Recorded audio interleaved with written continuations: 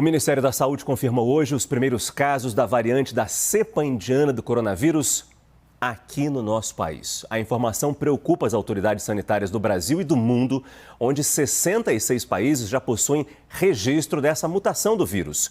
Aqui no Brasil, ela foi detectada em tripulantes de um navio de bandeira de Hong Kong, vindo da China, que está, neste momento, próximo do litoral do Maranhão.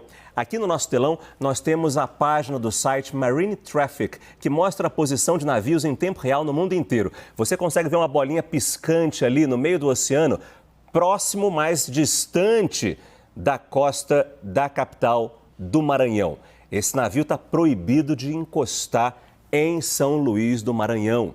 O navio Shandong Daji veio da China e das 24 pessoas da embarcação testadas até o momento, 15 exames deram positivo para a Covid-19, sendo 6 delas contaminadas pela nova variante.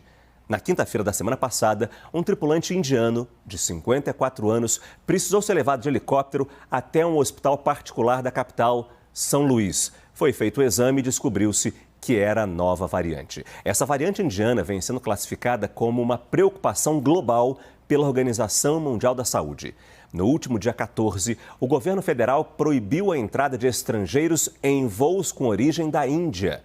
A decisão é fruto de uma recomendação da Agência Nacional de Vigilância Sanitária em função dos sucessivos recordes e casos de mortes lá na Índia. Nós estamos vendo aí um aumento do número de casos, infelizmente.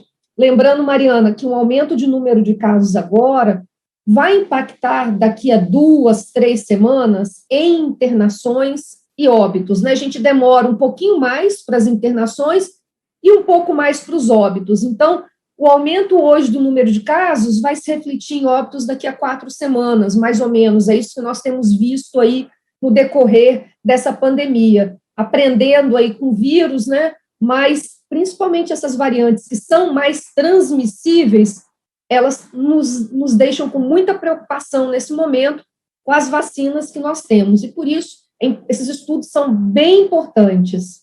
A doutora está falando sobre essa variante e a senhora falou sobre o Reino Unido. Lá nós já temos uma população na faixa dos 30, né, se vacinando. Aqui no Brasil ainda não. E a gente já começa a ouvir relatos, né, Mari? Principalmente a gente que trabalha com a imprensa, de pessoas que já contraíram o vírus 2, 3 vezes, né, e ainda não chegaram naquela classe de pessoas que estão sendo vacinadas. E a senhora fala sobre essa terceira onda. Na Europa, hoje, a gente vai conversar daqui a pouquinho com o Renato Senise, já está voltando ao normal, com bares, restaurantes funcionando. Nós ainda não vivemos a terceira onda. Ela ainda não começou de forma efetiva. A senhora acredita que isso pode provocar, daqui para frente, até o final do mês, mais um fechamento do comércio? Eu acredito que sim. Porque depende muito, William, da nossa capacidade de vacinação. Como as nossas doses ainda são insuficientes para a gente vacinar, a gente não conseguiu nem vacinar aquele grupo prioritário, né, definido ali para o governo, o primeiro grupo de 78 milhões de pessoas, não conseguimos vacinar essas pessoas ainda, que é o grupo que está aí mais sob o risco de adoecer, de agravar, de precisar ir para uma hospitalização. Mas nós temos, nesse momento também, grupos que precisariam ser vacinados. A gente precisa chegar a todo mundo acima de 18 anos, então o Plano Nacional de Vacinação contra a Covid ainda não disse como nós vamos fazer isso, como nós vamos escalonar até termos todos os acima de 18 anos vacinados. Uma falha grande no plano, William, no meu entendimento, é a ausência, nesse momento, daqueles trabalhadores essenciais. Os trabalhadores, os motoristas de transporte coletivo, que nós estamos vendo um adoecimento grande nesse grupo. Esse grupo, ele ainda não está, a gente não sabe quando vai começar essa vacinação, são pessoas que trabalham presencialmente e em contato com muitas pessoas, né? Principalmente aí trabalhadores de supermercado, trabalhadores de transporte coletivo, esses trabalhadores essenciais. O governo precisa também tomar aí uma decisão da inclusão desses trabalhadores, que em geral precisam tomar o transporte coletivo ou ficar nele por muito tempo, né, William? E ficando muito exposto ao vírus nessa circulação. A Europa começa o verão lá agora, né? Então, eles, desde o verão passado também, eles tiveram bem menos transmissão, E aqui, ao contrário, a gente começa o nosso inverno, que é uma preocupação. No inverno, a gente tem uma tendência maior de ficar em locais fechados, deixar janelas fechadas por conta do frio. E esse vírus, como ele é transmitido, né, pelo ar, é o mais importante meio, né, de transmissão, que a gente já sabe agora, mais importante do que aquela transmissão de superfície, transmissão por contato, que a gente diz, nesse momento de início de inverno, já também traz uma preocupação enorme com essa tendência de ficarmos em locais menos arejados, possibilitando, assim, o aumento da transmissão. Então, tudo isso, o aumento de casos que nós estamos vendo nos últimos dias, o início do nosso inverno, a possibilidade das pessoas ficarem em locais menos arejados, possibilitando a transmissão, e as variantes que nós já temos aqui, elas, em conjunto, nos trazem essa preocupação de uma terceira onda no Brasil, ainda com uma vacinação muito lenta. Mas nós vamos começar chamando agora nossos analistas para saber o que pode significar a constatação da chegada dessa cepa indiana ao nosso país. Então eu já começo dando boa tarde a vocês, Yuri Pita, Leandro Rezende. Bom, Leandro, disse constatação porque esses casos foram confirmados, mas já se tem também assim o medo, o temor de que haja outros casos aí no país, e a detecção desse tipo de contaminação é feita por um exame caro, um exame que ainda temos em pouco número, mas pelo que você apurou, essa cepa indiana já integra uma lista da Organização Mundial de Saúde que contém variantes que causam preocupação, é isso? É isso, Carla. Primeiro, boa tarde para você, boa tarde para o Yuri, para todo mundo com a gente aqui no Visão CNN. A Organização Mundial da Saúde atualizou com a cepa indiana uma lista de 4 variantes, né, que causam preocupação. São mutações do coronavírus que estão causando preocupação no mundo todo. No Brasil não é diferente. A cepa indiana é a 4ª delas, mas também estão nessa lista, né? A cepa brasileira, que foi identificada primeiro em Manaus, depois se espalhou, a conhecida como P1, também a cepa sul-africana, da África do Sul, e também a cepa do Reino Unido. Então, são 4 variantes da Covid-19 que a Organização Mundial da Saúde monitora. E aí, quem me passou até essa tabela, né, com esses detalhes, foi a Ethel Maciel, que é uma epidemiologista da Universidade Federal do Espírito Santo, uma tabela que foi feita por um cientista americano, o Eric Topol, que ele traz ali uma informação importante para a gente que vai começar agora, está começando, né, a lidar com a cepa indiana aqui entre nós, aqui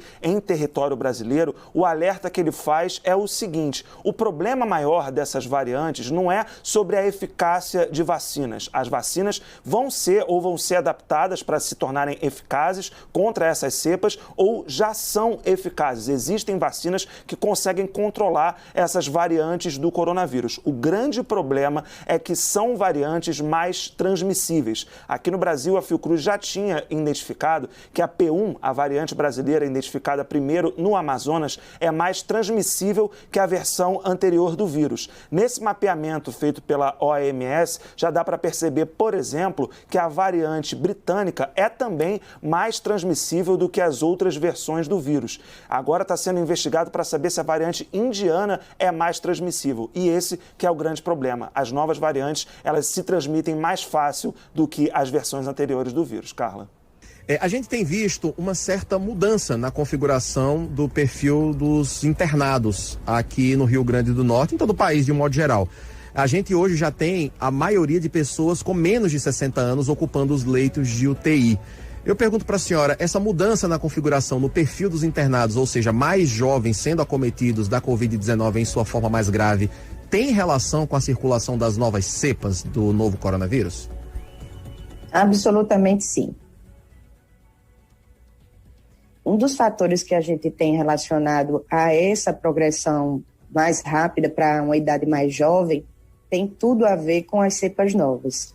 Basta lembrar que essas cepas, elas têm uma capacidade aí 2 a 5 vezes mais replicantes, elas têm, na verdade, 10 vezes mais carga viral, né? A capacidade do vírus se multiplicar é maior, dessa cepa P1, que foi descrita em Manaus. Lembra a todos os ouvintes e aos senhores que desde novembro, quando aqueles turistas de Manaus foram para o Japão, e lá eles foram detectados e descobertos, desde então a gente já tinha relato de um grupo de virologistas que pesquisam no Rio Grande do Sul. Essas cepas já circulavam no Brasil inteiro, em Esteio, no Rio Grande do Sul, onde foi feito esse estudo pelo Dr. Zimmermann e a doutora Cláudia Thompson, já apresentava, né, essa cepa de Manaus. Então, eu me lembro bem que a gente já começava a discutir isso no Brasil, pela crise, se as pessoas, né, deveriam enviar os pacientes ou não, e a gente dizia muito,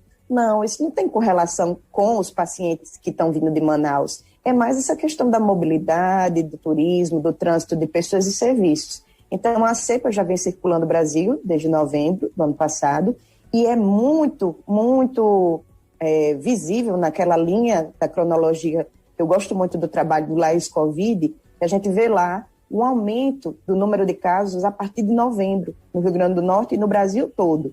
Então, à medida que em Manaus acontece o surto e aquele, né, grande colapso da saúde, esse movimento de disseminação das cepas vai se estendendo pelo Brasil todo. E aí a gente vê aumento de número de casos e, ao mesmo tempo, aumento de letalidade.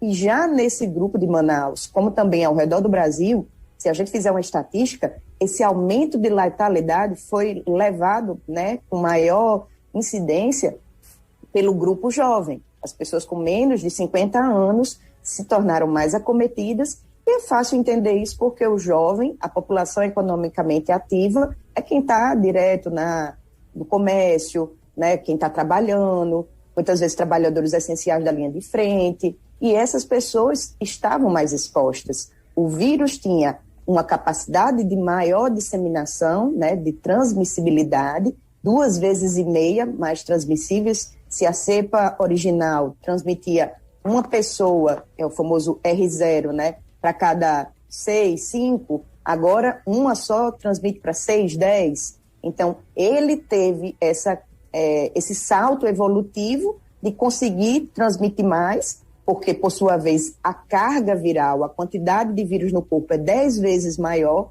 e, além disso, quem tem maior capacidade replicativa de se multiplicar, também tem maior capacidade de inflamar e, consequentemente, trombosar, formar coágulos no sangue. Então, a gente já vinha tendo esses relatos de casos de todos os países que estavam enfrentando essas novas variáveis, de aumento, né, de casos, de internamento, e só no finalzinho de dezembro essas estatísticas fecharam para esse maior grave, né, esse quadro de maior gravidade. E é bem dito que pacientes jovens, tanto no norte como ao redor do Brasil, estão chegando em torno do 7º, 10º dia de doença, com quadros graves de trombose pulmonar, trombose, né, formação de coágulos em outras regiões do corpo, agravando e precisando, obviamente, de cuidados intensivos, e aí aumentando a estatística dos leitos de UTI, de gravidade e, consequentemente, de letalidade.